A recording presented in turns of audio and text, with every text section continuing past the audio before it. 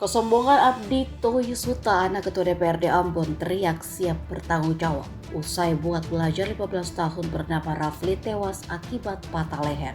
Video saat kejadian tersebut viral di media sosial. Rekam jelas pula teriakan Abdi yang seolah menyombongkan diri akan bertanggung jawab atas korbannya yang dianiaya. Diduga anak dari Eli Toyisuta tersebut awalnya tak mengetahui korban meninggal usai dianiaya dan hanya tidak sadarkan diri. Kapolda Maluku Irjen Lotaria Latif mengatakan Abdi sudah ditetapkan sebagai tersangka dan langsung ditahan di Polresta Ambon. Penganiayaan ini bermula ketika korban dan temannya sedang berkunjung ke rumah saudaranya di asrama polisi Talake, Kecamatan Nusaniwe, Kota Ambon pada Minggu. Korban yang mengendarai motor nyaris bersenggolan dengan pelaku ketika memasuki gapura lorong masjid. Diam-diam pelaku mengikuti keduanya ke arah rumah saudara korban dan temannya tersebut.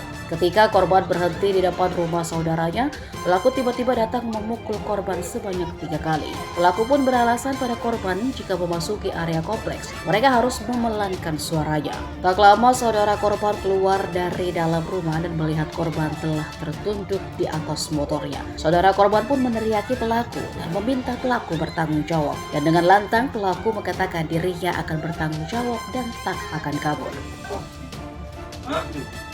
Hei! Baca apa?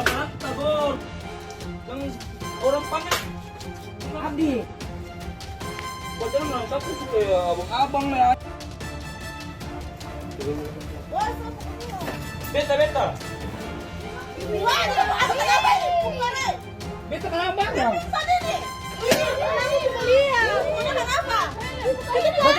Baca kamu tuh ya?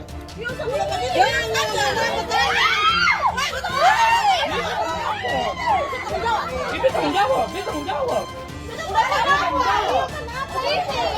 Dia sabar. Jangan begitu, kamu tanya, ini macam mana? Jangan apa? Dia aku boleh. Nggak paling ya. Isi atas sini. Dia tanggung jawab. Dia sembari nih. Kasihan nih, kasih tanya dulu. Dia mau tahu.